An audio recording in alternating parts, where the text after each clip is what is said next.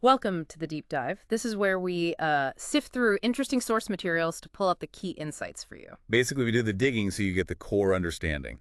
Exactly. And today we're diving into a really rich conversation with Miss Xuân Phượng from Vietcetera's Yêu Lành.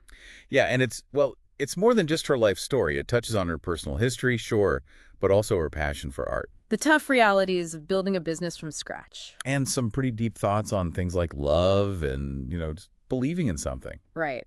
So our mission here is to follow her journey, pull out those lessons about perseverance, about holding on to your vision. Even when things get tough. And also looking at her views on love and connection. We also want to acknowledge the emotional depth behind it all. It's quite a story. Okay. Let's get into it, maybe starting with who. Makes sense. It's her birthplace. And you can really feel how much it means to her. It's not just a place on a map. No, it's clearly tied to really formative stuff, like her first love. She talks about returning there. And that feeling of connection. She mentions walking past her old school, seeing the river. Yeah, like stepping back into a different rhythm. She describes Who as having this slower pace. And the architecture, too, designed for peace and quiet. It really makes you think, doesn't it? In our busy lives, do we lose touch with that need for, clarity, avoiding that feeling of being overwhelmed? Absolutely. And her wearing the Nuothon dress there. The traditional one with 5 panels. Yeah, that wasn't just about clothes. It was like a conscious act to connect with old memories. A tangible link. It shows how places and traditions can really anchor us, Definitely. But then, shifting from that quite peaceful image of her jump into the art world was, anything but peaceful. Right. She comes back from France, has this idea for an art gallery, and bam, roadblocks everywhere. Pretty much. First off, not much money. Lack of capital, yeah. Then the venue she found, number 29 Ungdu Street, had these really strict rules. Super strict, wasn't it? About when you could show up, noise levels. Even eating or drinking was restricted. Not exactly welcoming. And on top of that, she admits she didn't have a huge amount of formal art training at that point. Right. So it was passion driving her, maybe more than, say, a business plan or deep art knowledge. Talk about a trial by fire, but she just seems so determined. Absolutely.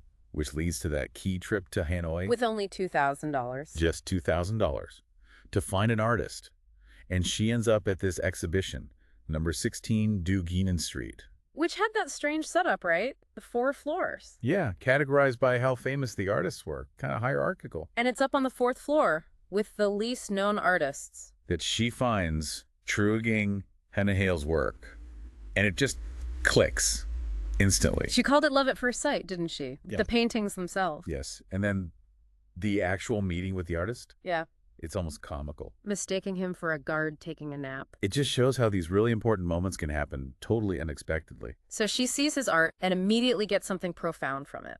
Yeah, she felt he had this unique way of seeing not just painting surfaces, but painting what he envisions through what he sees. Capturing something underneath. Exactly.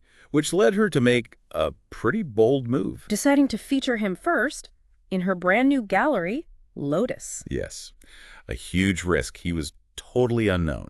And his style wasn't exactly mainstream back then, was it? Symbolic, expressionistic. Not widely appreciated at all. But then the opening night. It actually went well. People bought paintings. Dozens of them, apparently. Even paintings that had been criticized before. Wow. So instant success. Well, no. That initial burst was followed by, get this, 10 years. A whole decade. Of no sales. None at all. 0 sales of his work for 10 years. That's hard to imagine, sticking with it through that. But she did. She didn't just wait. She started buying his paintings herself. With her own money. Yes. Pouring her personal funds into it, even selling her jewelry. She ended up with thousands of them. Over 4,000, the number was staggering. 4,250 paintings. Right. This wasn't just business anymore. It was pure conviction. Belief in his talent, regardless of the market. So when we talk about aha moments or understanding the why behind big decisions, this is a powerful example, isn't it? It really is. Her conviction wasn't swayed by what other people thought or by immediate financial reward. Her aha moment was internal, recognizing the art's value herself. Exactly. Yeah. And that decade of buying his work, it shows that sometimes real vision means trusting your gut, even if it takes years for others to catch up. And eventually they did start to catch up. with the arrival of François Delay. Yes, the expert from the Quai Branly Museum in Paris. He specifically sought her out. He did. Because by then, she was basically the sole owner, the guardian, of almost all of Trang Hiero's work. And this was connected to Franco-Vietnamese relations. Right. They were looking for Vietnamese artists to showcase for an exhibition celebrating diplomatic ties. Delay's research led him straight to Howe's work, preserved by Mrs. Xuân Phượng, So they planned an exhibition in France. focusing on his animal paintings. Howe's animals' dreams on wind paper. They chose 108 pieces. And it was a success. Finally. A big success. Over 100 paintings sold in France. The recognition finally came. And she eventually sold most of that huge collection. The vast majority. Yeah. Keeping about 120 for her family. It really shows how vision, if you hold on to it, can eventually be recognized. It's a powerful story of perseverance. She talks about just taking that first step, right? Yes. And crucially, not letting advice or even slander deter you if you truly believe in what you're doing. Her idea of branding is interesting too, not about pleasing everyone. But about being true to the owner's intention. Staying consistent with the vision, even if the art isn't universally liked. That was her brand. Authenticity. But she doesn't sugarcoat the hardship during those 10 years. No, she's very open about it. Sleepless nights, borrowing money. At high interest rates, just to keep the gallery doors open. It underlines the immense personal cost. But her belief didn't waver. And her advice now, especially to young people. It comes directly from that experience. Believe in yourself. Be steadfast. Don't just follow the crowd or the latest trend. She even connects this back to her youth, doesn't she? Being involved in the resistance when she was just a teenager. Yeah, showing it's been a lifelong pattern. Commitment to her beliefs, even when it's difficult. Okay, let's shift gears a bit and talk about her perspective on love. It's quite thought-provoking. It is. Her core idea seems to be that possessiveness is what destroys love. Wanting to own the other person. Exactly. She argues that real love means putting your own ego aside, genuinely wanting the other person to be happy and fulfilled. Communication is key, she says, and avoiding control. Right. And she makes an interesting point about friendship maybe being more durable than romance sometimes. Because it often lacks that possessive edge. Precisely. It's less about ownership. She also connects loving oneself to being able to love others. Yeah, and having a purpose bigger than just the relationship. She thinks that broadens your whole view of love.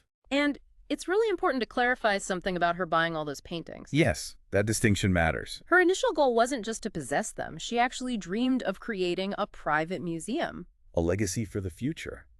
It was about preservation and appreciation, not just ownership. The decision to sell came later, and she implies it was quite painful. But necessary due to practical realities. Managing thousands of paintings privately is a huge undertaking. Let's touch on that self-portrait she highlights. It sounds incredibly powerful. It really does. Painted on basic newspaper print paper. During a really tough time for the artist in the 80s, loneliness, hardship. And she says the emotion comes through in just a few strokes, especially the eyes. Conveying that question, why is life treating me like this, so raw? And the details she points out, the striped suit, like a prisoner's. And that oversized hand holding a brush, suffering but still committed to art. It's incredibly symbolic, and she feels a real connection to it, a sense of shared experience with the artist's pain. She even refused to sell it to a museum director in Paris, didn't she? Yeah, explaining that it represented something profound about human suffering. It wasn't just another artwork for her. Which leads us to think about how you keep believing, during those really fragile moments, those times you feel alone. She mentions her book, Kake, One Steps Will Arrive. It suggests this idea of pushing through. And her own life has thrown unbelievable challenges at her, like the fires. It's incredible. Her house and gallery burning down. Not once, but twice, on separate occasions. Imagine facing that kind of devastation twice over. And she recounts the second fire. The different reactions people had. Some were just focused on their own losses, right? A painter, the motorbike owner. Yeah, quite self-absorbed reactions in the face of her catastrophe. But then, her French friend. An incredible contrast, offering money, support, just sharing the sorrow. That act of kindness seems to have really struck her. It reaffirmed her faith in people, even after such loss. It showed her she wasn't fighting alone, that you can lean on people. Exactly. Which brings us to her final message, which is so powerful. About not hitting your head against the wall. Remember that there is a gap between the wall and us. That space. If we are wise, we crawl through that gap. That is the faith. Our life will be different. It's such a potent image of hope and resourcefulness. Finding a way through, even when it seems impossible. So wrapping up this deep dive, we've really seen the power of holding on to a vision. The sheer resilience needed to overcome obstacles. Her nuanced take on love, valuing freedom and respect. And just the fundamental importance of connection, of support, of maintaining faith. And we hope exploring this has given you, our listeners, some valuable takeaways, maybe some of those aha moments. Definitely. So here's something to maybe chew on. How does Monsieur Wenfun's story make you think about your own perseverance? Yeah, about having the courage to believe in something maybe others don't see yet. And when you face your own walls, where might those hidden gaps be? Those alternative paths forward? Lots to think about. Thank you for joining us for this deep dive. We hope Miss Sunfun's story resonates and maybe offers some inspiration for navigating your own path.